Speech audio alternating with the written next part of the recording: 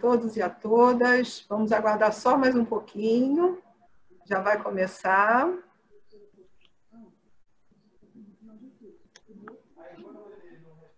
Obrigada aí pela participação de todas e todos.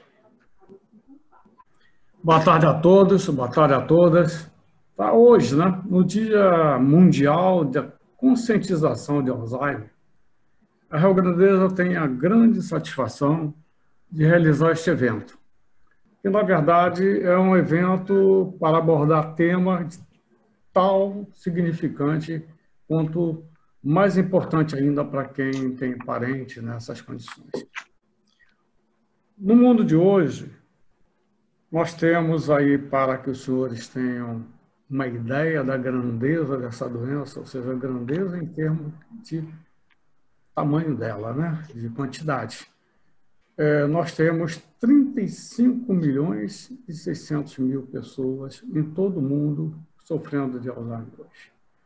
E somente aqui no Brasil nós temos 1.200.000.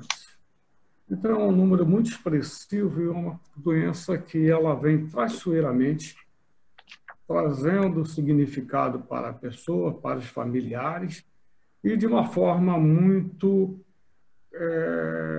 traiçoeira, porque ela vem devagar acontecendo e quando se percebe, toma conta do fato, já não reconhece mais ninguém.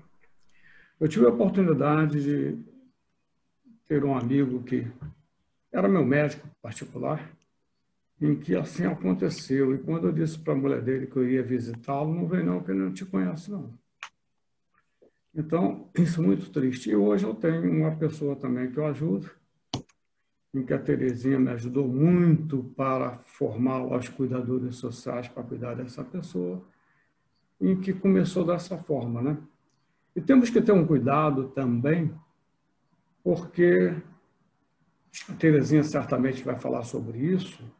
No início da doença, ela vem de uma forma um pouco mais branda, mas em um determinado momento a pessoa começa a ficar agressiva. E aí você não controla mais. Então, temos que ter uma atenção muito grande. E aí a manutenção da saúde, o cuidado com a dignidade do idoso, né? E está previsto na Constituição e no próprio Estatuto do Idoso como responsabilidade da família, né? Do poder público e da sociedade como um todo. Ou seja, a família, às vezes, abandona porque coloca no hospital ou no asilo. Isso é ruim, né? O Estado ele não apresenta, às vezes, as condições mínimas para atendimento àquele idoso que precisa ser acompanhado. E a sociedade como um todo, que às vezes não entende a doença e começa a reprimir a pessoa que está com a doença. É difícil você observar no início da doença o estado dela, né? Diante disso, é importante conhecermos a doença, os direitos da pessoa idosa, a valorização profissional do cuidador social, né? E também o cuidador familiar. Muitas vezes, a pessoa, pelo carinho, pelo amor com o próximo, né? Com a família, o familiar se transforma num cuidador. E às vezes é bom, né? Então, este ponto é fundamental. Bom, eu não vim aqui para fazer discurso nem palestra, eu vim aqui para assistir a Terezinha Martinez, né? A Terezinha, ela tem um grande conhecimento dessa matéria, como também de tantas outras, né? trajeto profissional que ela teve em Furnas, né, dentro da Fundação também durante algum tempo, e agora lá fora, na universidade, fazendo um trabalho brilhante a ponto de a gente convidá-la para participar deste evento, trazendo para os senhores, para mim também, porque muita coisa novidade, né, Terezinha?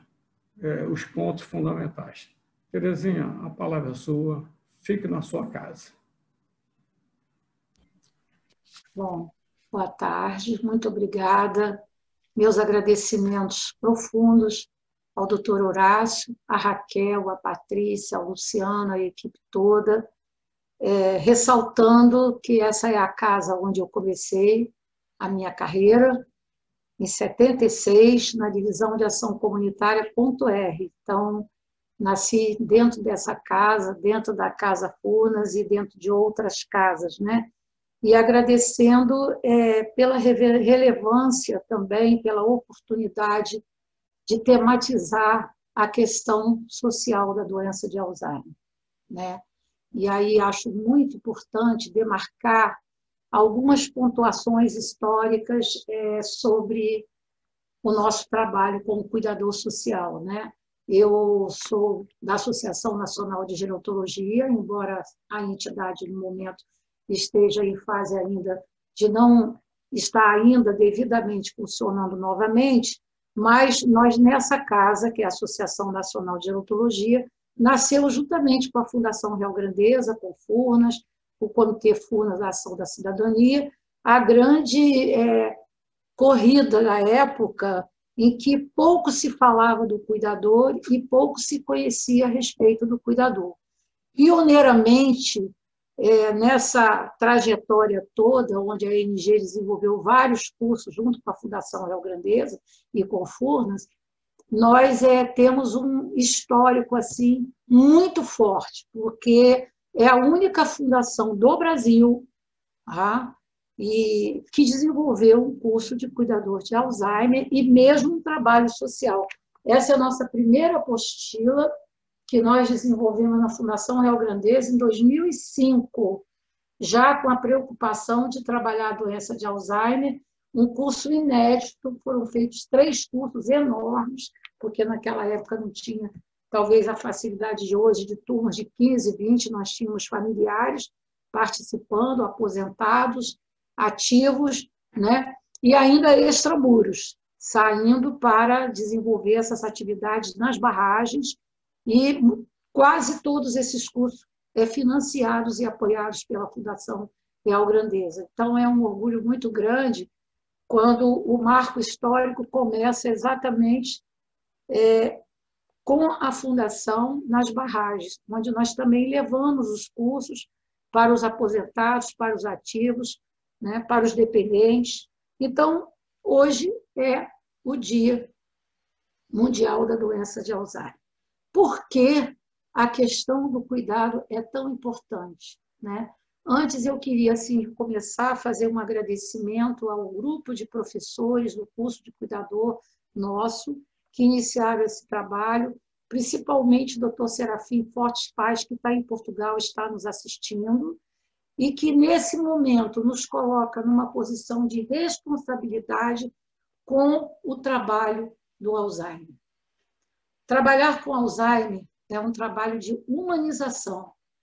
Nós temos que desenvolver uma postura ética, social, humana, com o idoso que vai estar e que está acometido da doença de Alzheimer.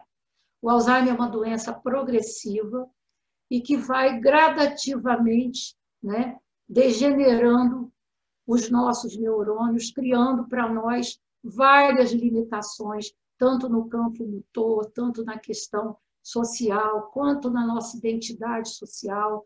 E nessas fases em que a doença nos afeta, exatamente o Ministério da Saúde diz que, na etapa inicial, os principais sintomas são a perda de memória, a mudança drástica de humor e personalidade.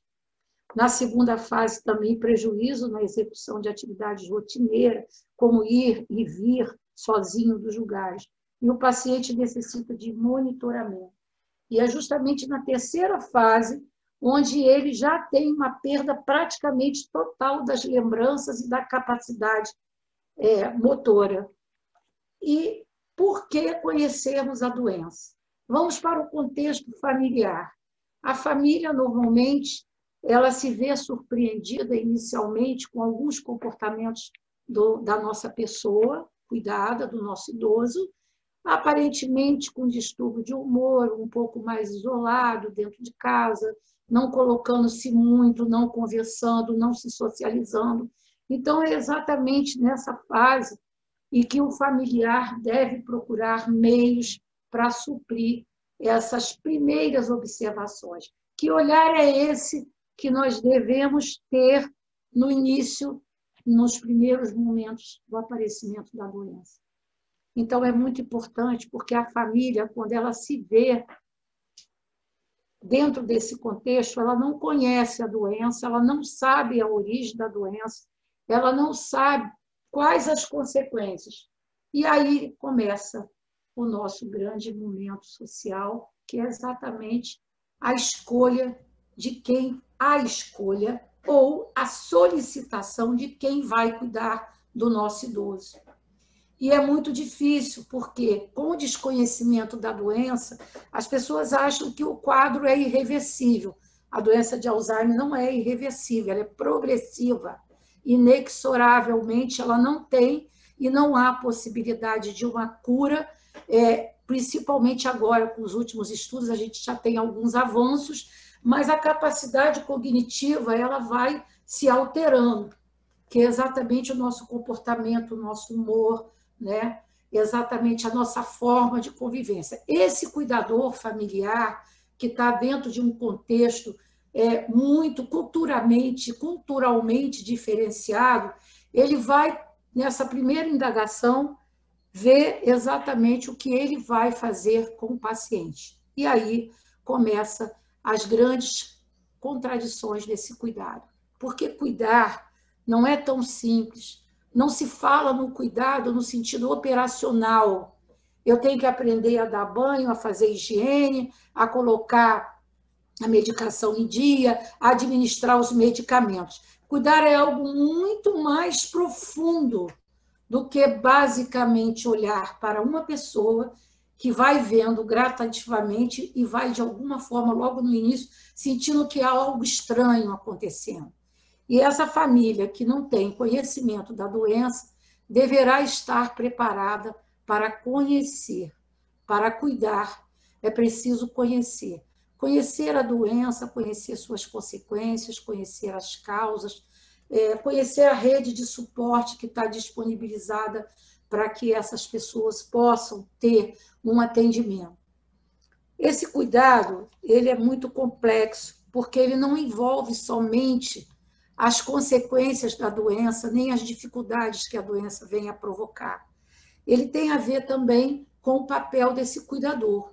Esse cuidador familiar, ele se vê diante de uma doença que ele desconhece, que ele não sabe como vai lidar com essa doença, e ele acaba muitas vezes estressado, com muita dificuldade para lidar no cotidiano. Primeiro, porque há necessidade de um plano de cuidado para que esse familiar possa criar rotinas em que ele possa ter tempo também para ele e onde a gente vai evitar que haja uma sobrecarga.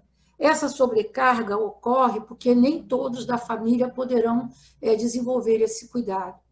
Nem todos da família estarão disponíveis. E cuidar, ele é um ato de responsabilidade.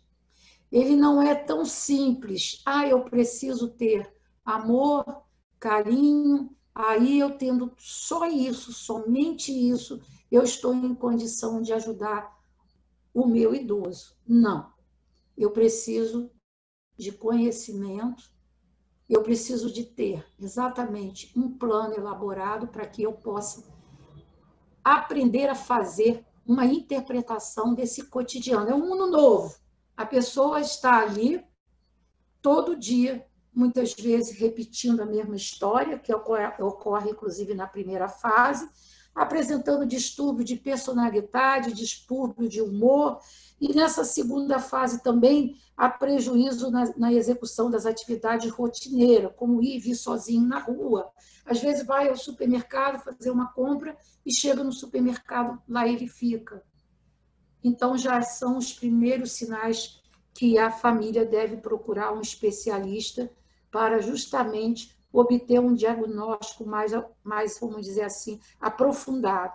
Esse diagnóstico ele é complexo, ele envolve testes, ele envolve as tomografias computadorizadas, ele envolve uma série de testes, inclusive o próprio teste do relógio, que é tão simples, onde a gente solicita que o idoso marque um horário e ele, muitas vezes, já com alguma dificuldade, ele já não consegue trabalhar diretamente as horas exatas ou a mesmo se configurar dentro desse processo.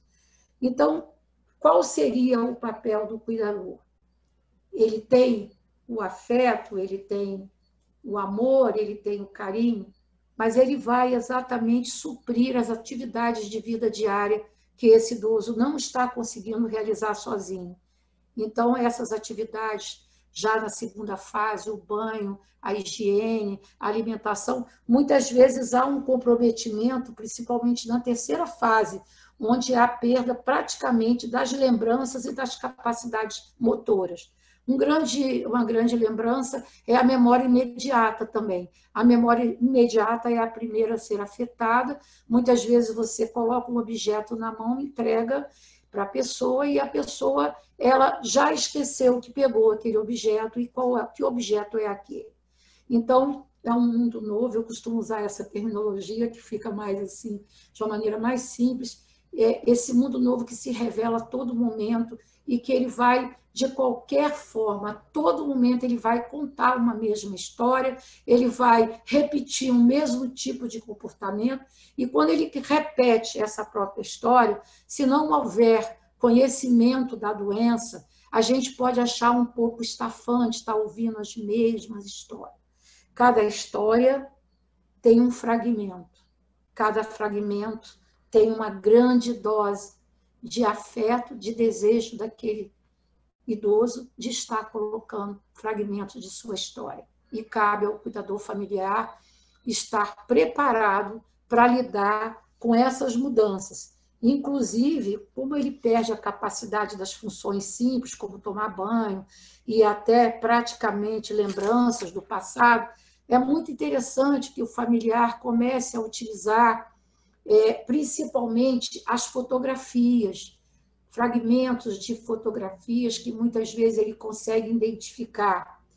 A importância da música, da arte-terapia, de algumas informações básicas para que esse cotidiano esteja bastante antenado com as necessidades que ele vai apresentar. Ele direciona, não somos nós, os cuidadores, que vamos colocar regras para esse trabalho de cuidado. Trabalhar como cuidador é ainda o cuidador profissional, que é aquele cuidador que está devidamente instrumentalizado, com certificado, com curso, com uma capacidade maior de conhecimento. Isso não invalida que essa fala esteja direcionada aos dois tipos de cuidadores que mais para frente eu vou falar. Por enquanto, eu vou ficar na constelação de emoções.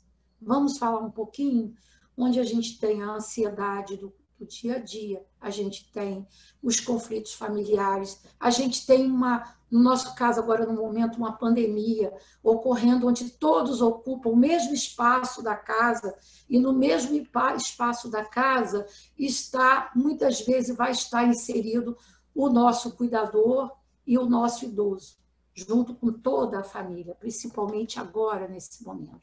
Então, essa escuta, essa atenção, essa forma de chegar até ao nosso idoso, é muito importante que o familiar tenha um espaço mínimo favorável para que essa pessoa possa estar sendo diariamente acompanhada.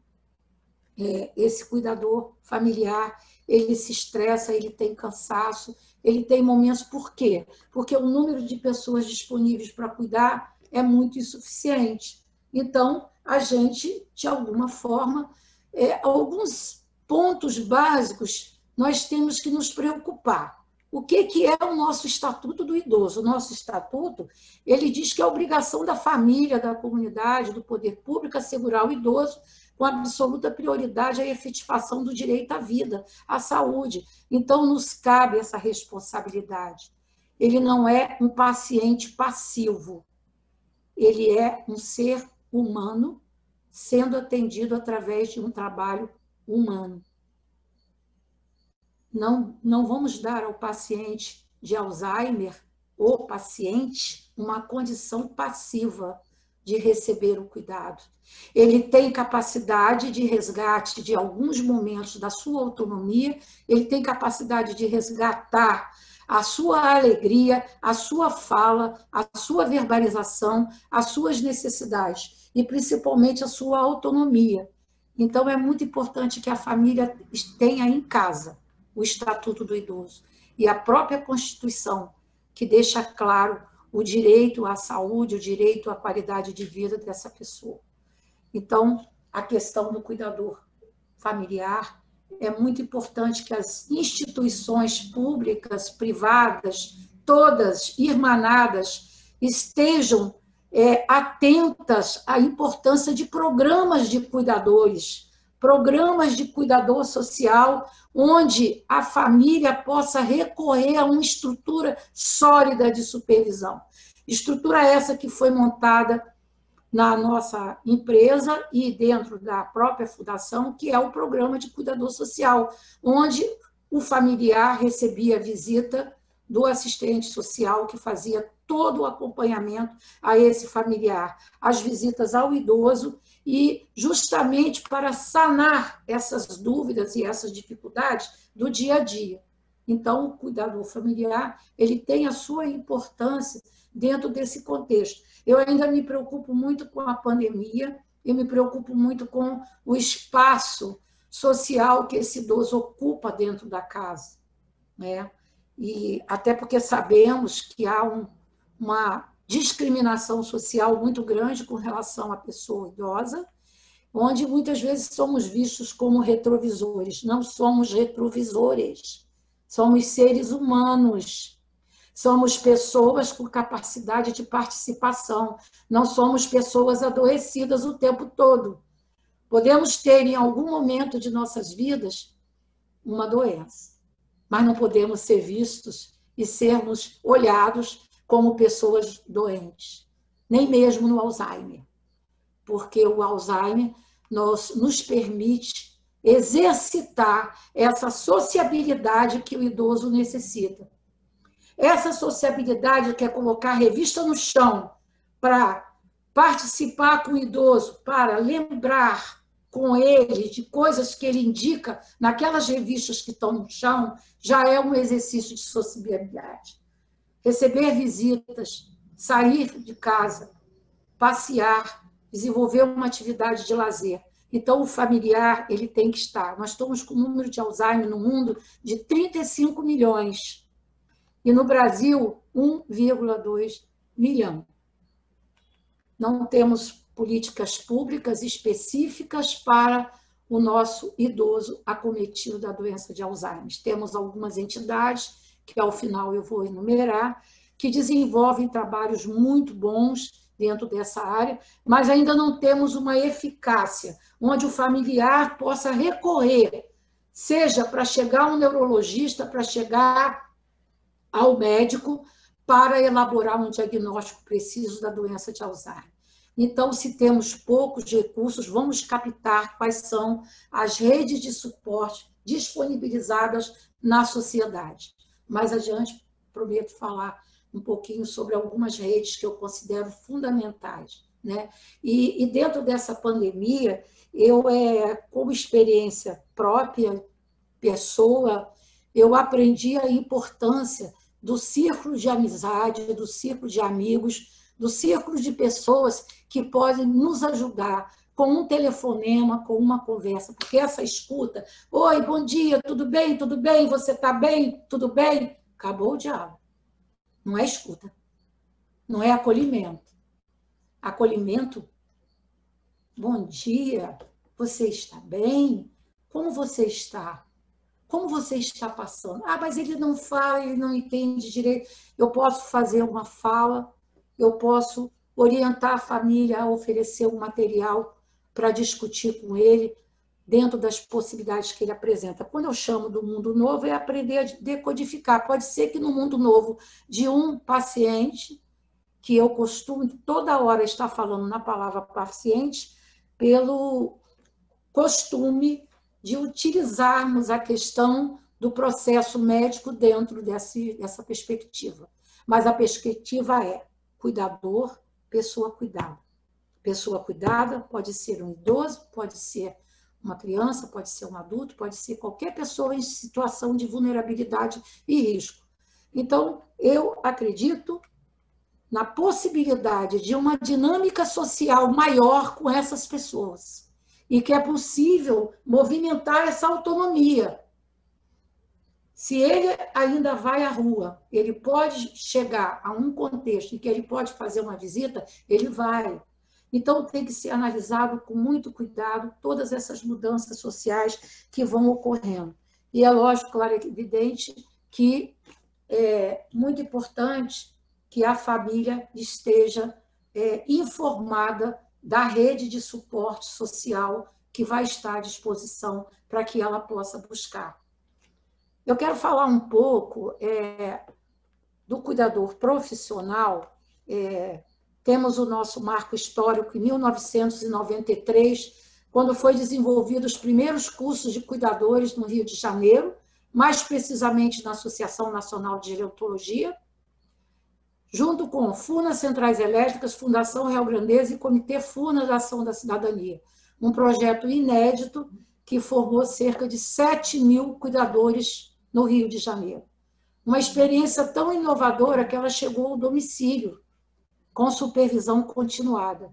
Então, é um projeto avançado e que nós temos que resgatar a importância dessas visitas, desse acolhimento para o nosso familiar. Gostaria muito, nesse momento, de saudar os aposentados, pensionistas, ativos, a todos os colegas, não só da nossa estrutura da empresa, mas as instituições que estão participando conosco agora dessa live. O Alzheimer precisa de uma atenção maior. O Alzheimer precisa de maior sensibilidade social. Não se trata somente de acomodar o paciente, e sim de movimentá-lo, de dar sociabilidade para ele. E nós só vamos conseguir isso se nós tivermos uma rede de apoio e uma política pública específica para essa necessidade maior, que é tratar a doença, acompanhar a doença, instrumentalizar o familiar e o cuidador profissional. Quem é esse cuidador profissional?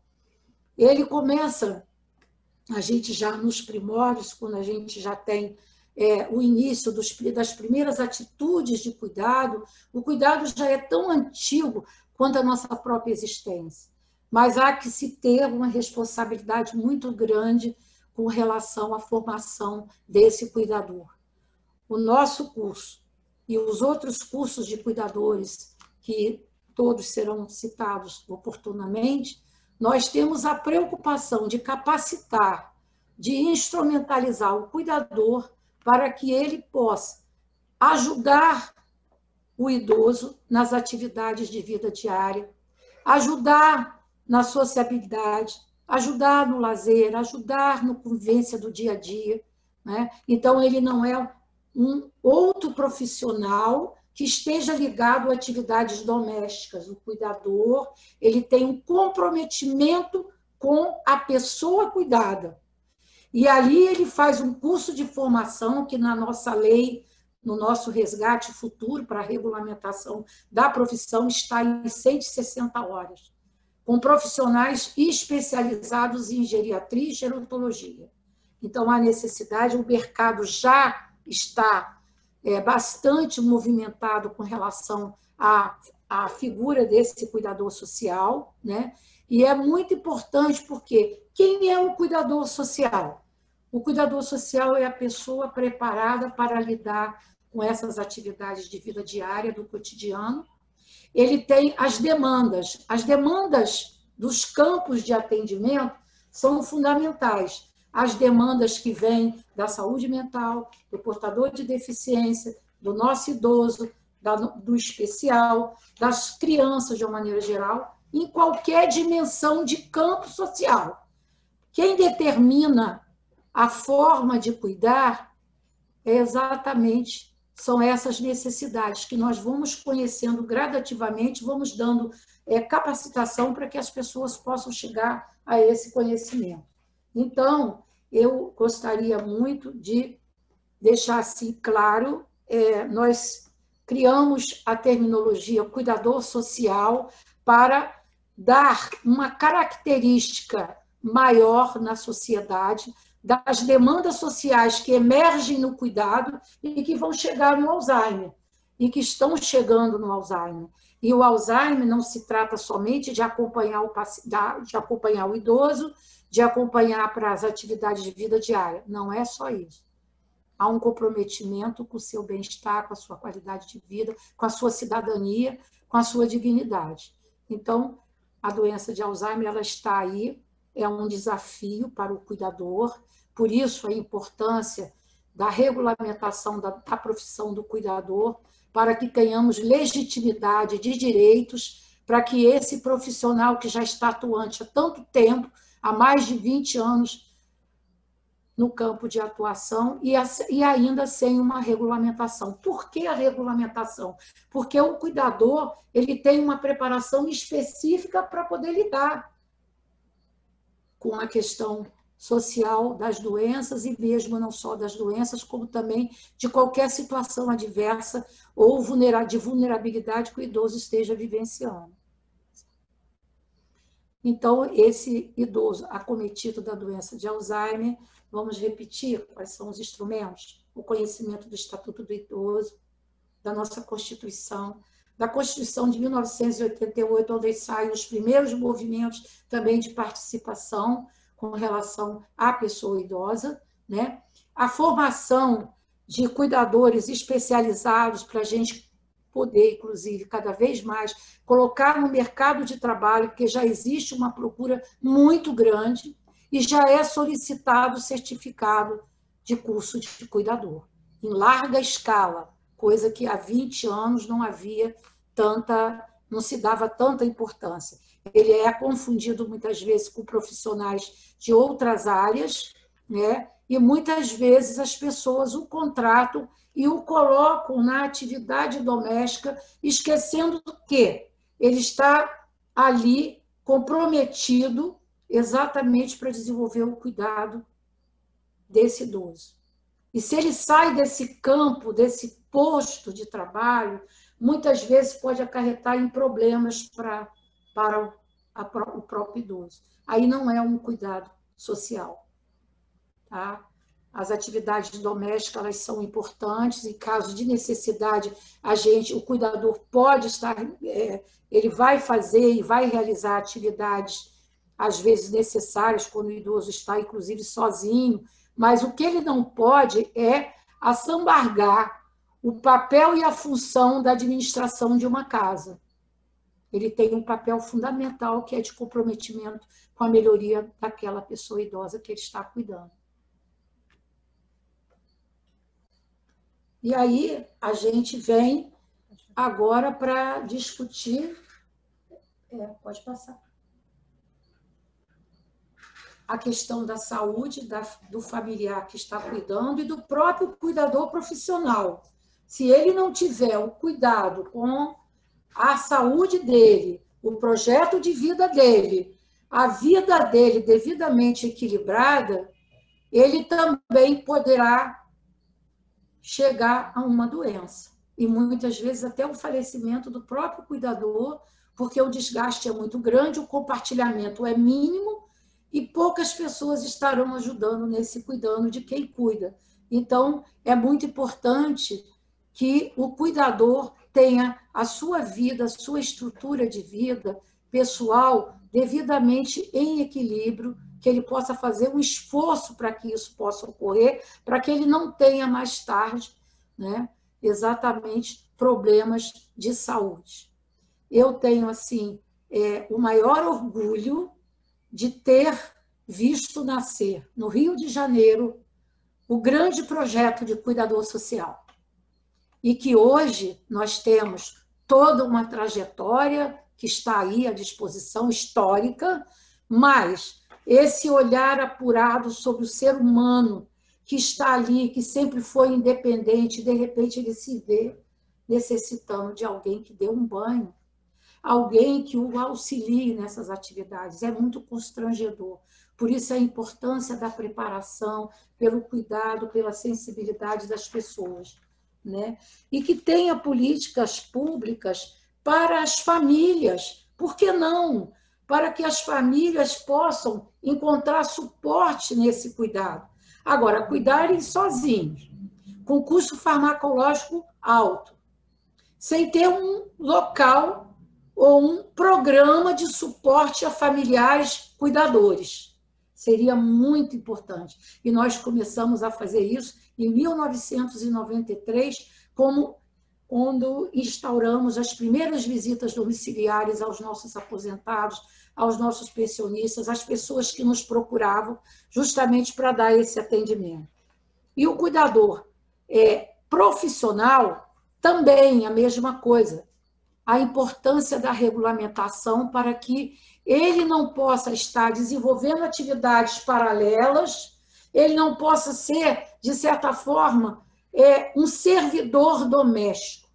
Ele é um profissional, ele tem capacidade, ele vai para um curso de 160 horas para justamente entender melhor o idoso, entender melhor as relações humanas, entender melhor o ser humano, que está justamente necessitando desse cuidado, né? Então, eu vou fazer assim, aqui uma demonstração agora, como se eu estivesse do lado, e esse é o nosso idoso, esse de hoje, que nós estamos comemorando. E nós somos os técnicos, somos os profissionais, somos os familiares, somos os pensionistas, os aposentados, os familiares, que vamos apanhar a mão do nosso idoso e vamos trazê-lo de volta para a sociabilidade. Este é o comprometimento do trabalho social. É isso que nós queremos, o compartilhamento, essa troca, onde a família recorre a uma política pública específica, nem todos têm condição de comprar os medicamentos, e o nosso familiar que está em casa cuidando, ele não conhece que redes de suporte ele pode procurar para ajudá-lo também nesse cuidado, além dos programas que a nossa fundação já desenvolve de suporte à saúde. A gente pode, inclusive, desenvolver alguns programas simples, mas que possam chegar mais perto dos familiares, onde eles estão, seja nas áreas regionais, seja aqui no Rio de Janeiro, onde a Fundação já faz essa aproximação há bastante tempo. E agora nós estamos sendo, vamos dizer assim, confraternizados com a criação de uma cartilha, que tive o prazer de ser autora, e que a nossa Fundação vai disponibilizar no site para os nossos familiares da Fundação, para todos que estão assistindo a palestra, que é a nossa casa, nosso cuidado. Esse projeto ele nasceu em 2007, com a Universidade Federal Fluminense, Associação Nacional de Gerontologia, Furnas e Fundação Rio Grandeza, onde nós começamos a trabalhar a importância da casa do idoso para a sua sociabilidade, para a sua qualidade de vida, para proteção e exatamente para a capacitação. Essa cartilha, eu contei com o apoio de algumas pessoas que gostaria assim de enumerar, além da minha colega Raquel, da ouvidoria, do Horácio, também da Lívia Ferrari, que fez o texto, da Ana Pimentel Barbosa, que fez todo o resumo e que também revisou a cartilha, depois, posteriormente, a Lívia Ferrari. agradecendo ao doutor Serafim Foz Paz, na supervisão permanente, na preocupação de direcionar um olhar mais profundo sobre esses familiares e sobre esses cuidadores profissionais. Ambos necessitam de apoio permanente. Deverá ser um programa futuro, eu acredito que no futuro tenhamos um programa mais profundo, onde o nosso familiar possa buscar também informações para aqueles que estão com dificuldade de desenvolver o cuidado. Então, essa cartilha, ela fala também do papel do cuidador, mostrando exatamente todos os compartimentos da casa. E com a seguinte reflexão: a casa de um ser humano é como um templo. É preciso pedir licença para entrar.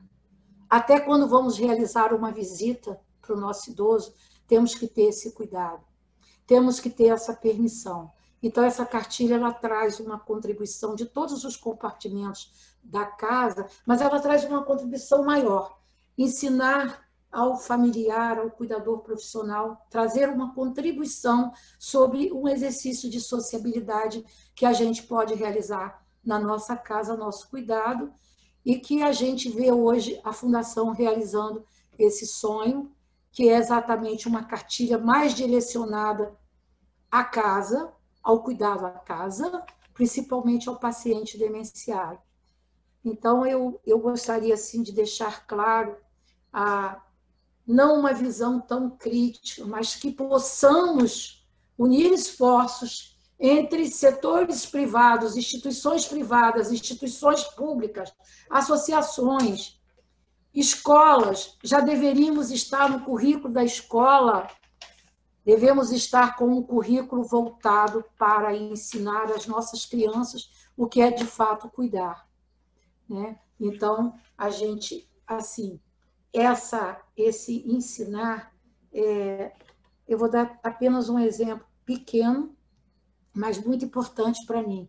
Eu fui visitar um senhor que estava acometido de Alzheimer, fora dos muros de Furnas, e aí, quando eu fui conhecê-lo, ele ainda estava na segunda fase, e isso significa que ele tinha pequenos esquecimentos. Mas ele disse: eu gostaria muito que a senhora cantasse um samba de pagode para mim. Né? E mas qual é o samba, né?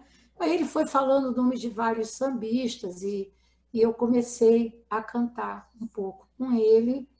E aí a esposa falou: engraçado, ele nem canta isso e nem pede para ninguém. Eu não sei como foi que você conseguiu. Eu disse: não é que eu tenha conseguido, não é que eu tenha feito uma ação diferenciada. Eu procurei ver, nesse mundo que ele revelou para mim da visita, a música do pagode. E aí eu comecei a cantar o pagode. Aí todas as vezes que eu ia fazer essas visitas, eu percebi que ele estava sem geriatra, ele estava sem um diagnóstico apurado de que fase ele estava, em que fase ele estava e o que estava acontecendo. E comecei a orientar a família. E olha que havia plano de saúde dentro desse momento, né? Então, mesmo com alguns recursos, muitas vezes nós não procuramos ajuda, porque tendo uma instituição de ponta e de porte, muitas vezes podemos recorrer. Como poderíamos recorrer ao setor público? E ele disse: mas eu canto sim. E ele muito na janela, e ali foi uma das inspirações de trabalhar um pouco a casa, a preocupação com os suportes de janela, com suporte de descida, de subida, olhando a casa não só como uma arrumação, tá? Não só como uma arrumação, apenas também como uma arrumação social e humana, onde essas pessoas vão falando para a gente, e a gente vai constatando, enquanto assistente social, a importância da visita, a importância do acolhimento, a importância da escuta, e não é aquela escuta de 2 minutos. E não é aquela providência de que o cuidador melhor é aquele que vai dar somente mais carinho e amor. O cuidador melhor é todo aquele, seja o profissional, seja o familiar, que vai buscar conhecimento. Porque para cuidar também é preciso conhecimento, né?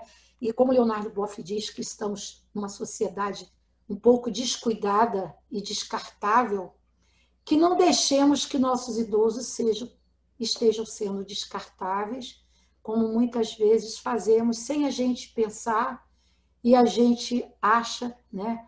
O idoso é aquela pessoa de quem se fala, ele fica lá no canto e eu vou fazendo o meu trabalho, de vez em quando eu sento do lado dele, mas eu não o escuto, eu não pergunto o que ele quer, né? Então, esses fragmentos de afeto e de carinho, a lenda do Myosotis, que é a flor que nós colocamos na fundação, né, para hoje, como símbolo universal, que é o Não Me Esqueça, que é uma plantinha chamada Myosotis, ela é azulzinha. Conta a lenda que um rei na Pérsia havia perdido a esposa, e era um reinado imenso, e ele mandou plantar essa plantinha, que se chama Não Me Esqueças, para que todos não viessem a esquecer da sua e de sua esposa. Então, essa flor é um convite para nos deixar a importância de não esquecermos o paciente de Alzheimer. Ele pode ter esquecimento, nós não.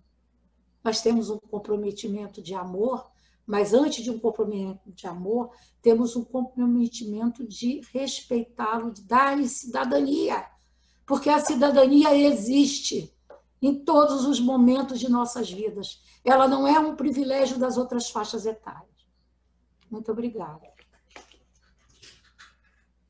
Eu queria só elucidar aqui as instituições que eu considero muito importantes como suporte que a nossa fundação pode utilizar e também enumerar aqui alguns cursos. A ABRAS, Associação Brasileira de Alzheimer, que também desenvolve curso de cuidadores de Alzheimer, do qual eu sou professora e estou como voluntária há 10 anos. A APAS, que também é a Associação de Parentes e Amigos de Pessoas com Alzheimer, que também é gratuito e é um trabalho voltado para acolhimento, para um trabalho social também. A UNAT, a Universidade da Terceira Idade, que desenvolve oficinas e vários programas específicos para o paciente. O Instituto de Psiquiatria da UFRJ, que desenvolve um excelente trabalho exatamente voltado para familiares. O CDA, Centro de Atendimento também de Alzheimer. A nossa Associação de Cuidadores da Pessoa Idosa de Saúde Mental e com Deficiência do Estado do Rio de Janeiro, a CIERJ, que é um orgulho para nós, que surge dos movimentos sociais em prol de garantias de respeito, direitos e regulamentação da profissão do nosso cuidador. Ao curso de cuidadores da Escola Politécnica da Fiocruz Joaquim Venâncio, também. São algumas instituições que estarão disponibilizadas no site da Fundação Real Grandeza, como também estarão disponibilizadas as cartilhas, eu gostaria muito que vocês vissem, e que é importante para o nosso trabalho, né? Então, não é porque hoje é o Dia Internacional da Doença de Alzheimer que nós devemos comemorar, né? E também não precisamos usar a tristeza. Cuidar da alegria e a alegria do cuidado, e a alegria do cuidar. Se nós colocarmos um pouco de alegria nas nossas ações de cuidado, também vai ser muito importante. Mas se nós colocarmos conhecimento, atendimento humano, nós vamos estar fazendo exatamente o que um paciente de Alzheimer merece. Respeito, direitos sociais garantidos e cidadania. Muito obrigada.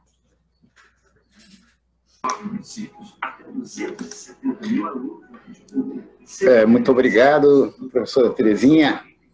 Temos já algumas perguntas. Posso passar para as perguntas? Pode. Antes, deixa eu fazer só uma rápida também, que é a seguinte. Lívia Ferrari é jornalista que foi da Gazeta Mercantil? Sim. Manda um beijo para ela. Manda. Uma grande amiga. Ótimo. E Tomi Chiino. Luci, pode perguntar, por favor?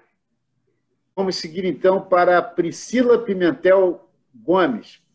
Priscila Pimentel Gomes. Por favor, Priscila.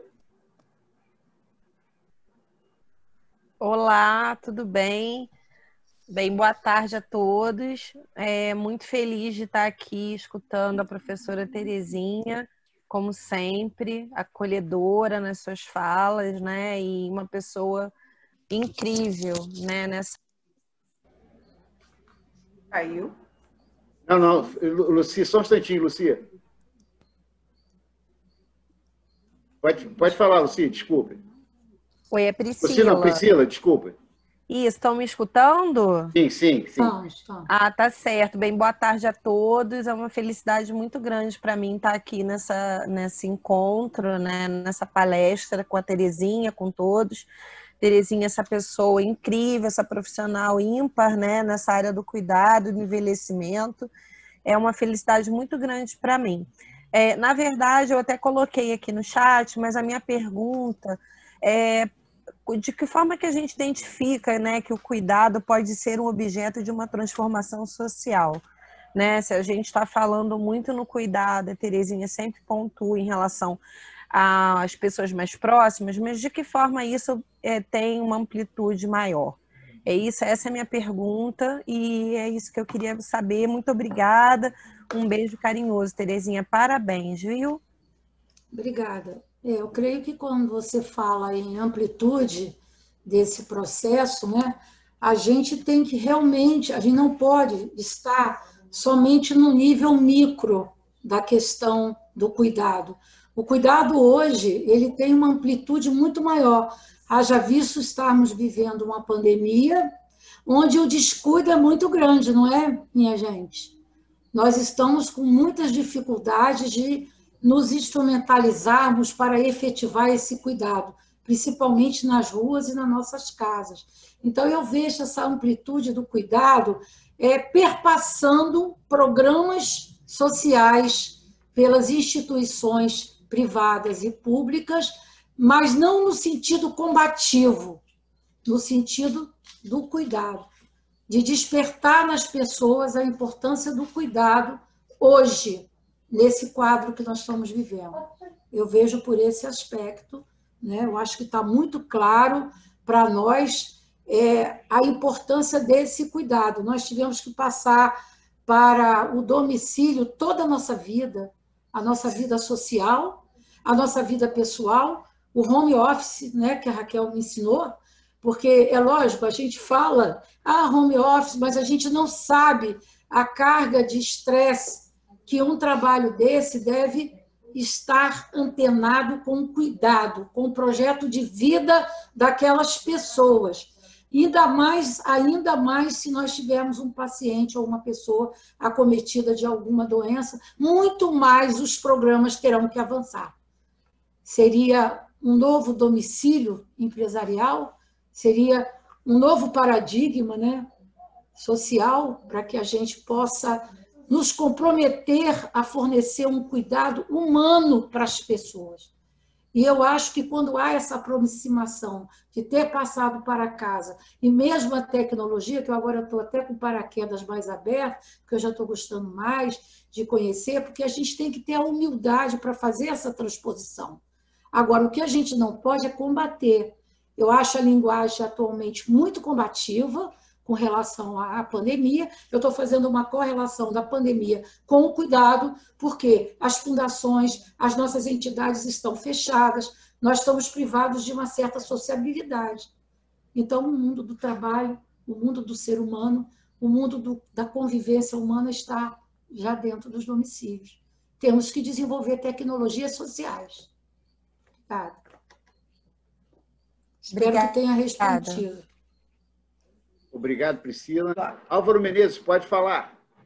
É o seguinte, a minha pergunta inicial, eu tenho duas perguntas. A primeira é como é que a gente pode identificar em que nível o doente de Alzheimer está? Quais são assim, os sinais de que ele está passando do nível 1 para o nível 2, do nível 2 para o nível 3, etc. Posso refletir um pouquinho com você? Na etapa inicial, os principais sintomas são a perda de memória gradativa, a mudança drástica de humor e da personalidade. Passa desapercebido porque no cotidiano não se dá para mensurar ou para observar. Mas, se você já observa um certo isolamento, uma certa hora está mais alegre e outra hora está mais acuado, já está mais no canto, já não está, vamos dizer assim, interagindo tanto, já é um dado relevante, entendeu, Paulo? Já é um dado relevante para que a gente possa ver, porque na segunda fase já há, inclusive, ele já vai para alguns lugares, nós esqueceríamos, por exemplo, um chaveiro em casa, né? E batemos a porta e sabemos, ih, meu Deus, eu esqueci o chaveiro. Isso não é sintoma de uma doença de Alzheimer. A doença de Alzheimer, ela seria um sintoma se ele chegasse ao ponto de nem lembrar de que chaveiro era chaveiro. Então, são pequenas observações que começam a ser feitas pelos familiares para que depois se leve ao neurologista, ao especialista, comprovando exatamente o início da doença. Eles até colocam muito que as pessoas que jogam dama, xadrez, apresentam menor incidência de Alzheimer do que aqueles que não fazem exercícios mentais. Mas nessa primeira fase, esse acuamento, esse distanciamento, quando eu fiz o olhar, eu não sei se você percebeu que eu coloquei o meu rosto para cá, para um olhar mais distante. Assim fica, né? Então, são pequenas informações que devemos levar à equipe de saúde. No caso da nossa fundação, por exemplo, que tem todo um programa de suporte nessa área, a gente possa levar nesses primeiros sinais. Ou, mesmo que não seja ligado a uma instituição privada, a gente já tem que começar a desenvolver uma leitura, a gente já tem que começar a buscar essas instituições, principalmente que oferecem algumas informações. São observações bem pequenas. Só fica um pouquinho mais claro exatamente na segunda fase, onde há prejuízo das atividades rotineiras, como ir e vir sozinho dos lugares, o paciente necessita de monitoramento. Às vezes ele está no lugar, teve um caso de uma senhora que estava ali no metrô e ela saltou do metrô, ela cumpriu, quer dizer, ela teve informações até um determinado ponto. Quando ela chegou na estação do metrô de Botafogo, ela sentou-se e não sabia onde estava. Tá? Seria mais ou menos essas primeiras observações. Não significa que todas vão levar a um diagnóstico. Por isso que é importante a procura da equipe médica, da equipe de saúde ou do neurologista para começar a processar os exames. Deixa eu fazer mais uma pergunta. Quando a pessoa começa a delirar, começa a não reconhecer mais as pessoas, ou começa a ter um comportamento assim, como se fosse uma outra pessoa, ela está em que nível? Nível 2 ou nível 3? Está na terceira fase. Já está no nível 3. A terceira fase, ela já inicia com essas crises, pequenas crises de identidade, pequenas crises de confusão mental, entendeu? A pessoa já não tem mais noção e ela agora vê algumas imagens, às vezes ela está falando com uma pessoa. Né? E a gente, como a gente não conhece a doença, a gente não está acompanhado pela equipe interdisciplinar ou mesmo um médico acompanhando aquele paciente, essas crises alucinógenas elas têm medicações específicas para atenuar, porque o Alzheimer é uma doença progressiva. Deixa eu só perguntar mais uma coisa. Mesmo que esse delírio seja, digamos, só torna de noite, de dia era uma pessoa normal, de noite é que aparecem os delírios. Aí já é... Há modificações. E por isso que eu estou te falando da importância de se procurar a medicação correta para, no meio de uma crise, seja alucinógena, de estar vendo, eu estou vendo alguns bichos à minha frente, ou então ele diz que não está em casa, ele se agoniza. E muitas vezes eu realizei uma visita domiciliar que a senhora disse que não estava na casa dela, né? Aí é só uma dica, mais ou menos nesse sentido. Eu desci o elevador com ela, voltei, e quando eu voltei eu disse, chegamos. Então, para ela ela se satisfez que havia chegado. Até então, ela não estava se sentindo na própria casa. Por isso, o acompanhamento, o tratamento medicamentoso, que é super importante, né? O tratamento consiste no uso de medicamentos, como na estimulação física, intelectual e social, e não há como prevenir a doença. De acordo com os especialistas, é possível apenas combater alguns fatores de risco. A família, ela não é o tempo todo a cuidadora familiar que vai estar antenada com todo esse processo, precisa de ajuda médica. Tá? E, Ok, inclusive, obrigado a você, Terezinha. Nada.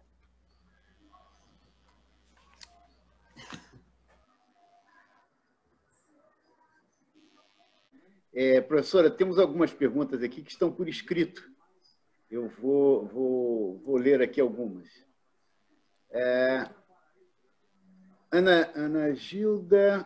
Ana Gilda Soares dos Santos parabeniza, né, pela palestra, por trazer tantas reflexões importantes. Ela gostaria de saber como se iniciou o projeto de qualificação dos cuidadores profissionais. O projeto teve início em 1993, através da Associação Nacional de Gerontologia, onde eu era membro, através da assistente social Maria da Graça Castelo Branco, e nós iniciamos juntas os primeiros documentos referentes à criação do projeto de cuidador. O projeto de cuidador inédito, ele começa na ANG, em Furnas Centrais Elétricas, juntamente com a Fundação Real Grandeza, Furnas, e também o Comitê Furnas da Ação da Cidadania. Ele tem toda essa proposta inicial de treinar cuidadores, de capacitar, a partir de 1993. Nessa época, não havia nenhum curso de cuidador. Em 2005, nós lançamos a primeira cartilha, né, de cuidador, também, pioneiramente, dentro da estrutura das 3 instituições.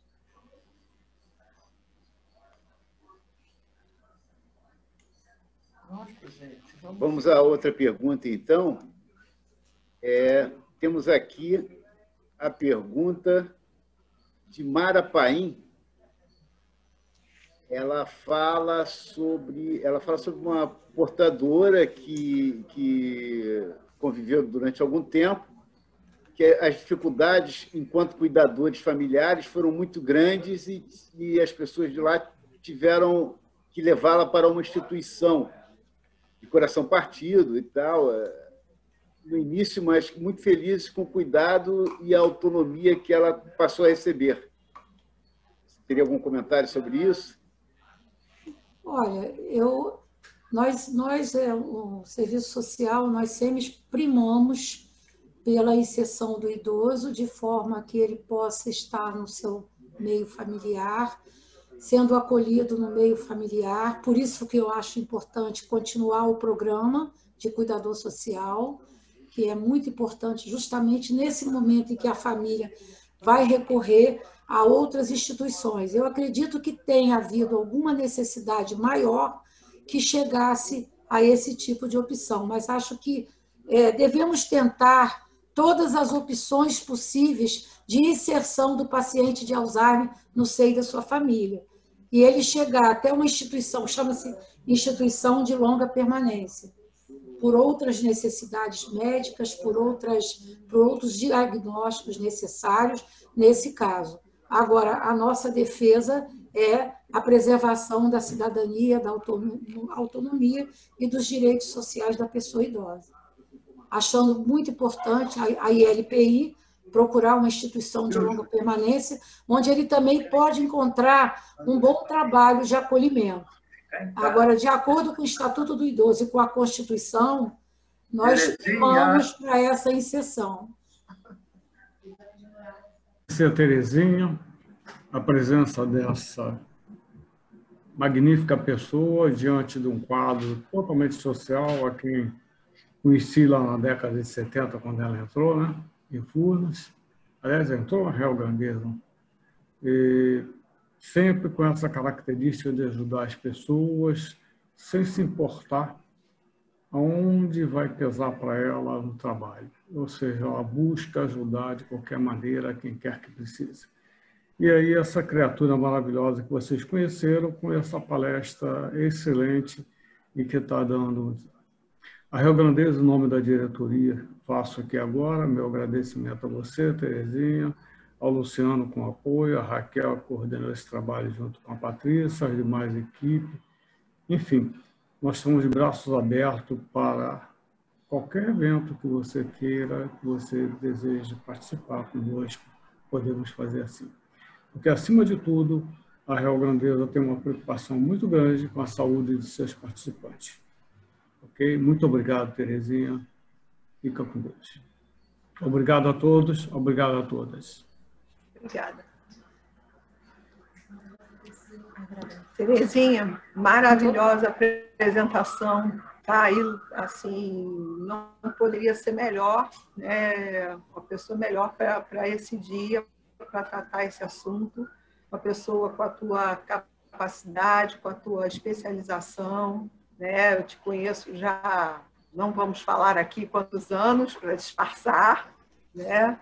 E uma assistente social, uma gerontóloga, uma pessoa que realmente se especializou no cuidado social e tem toda essa expertise, né, com relação à doença de Alzheimer.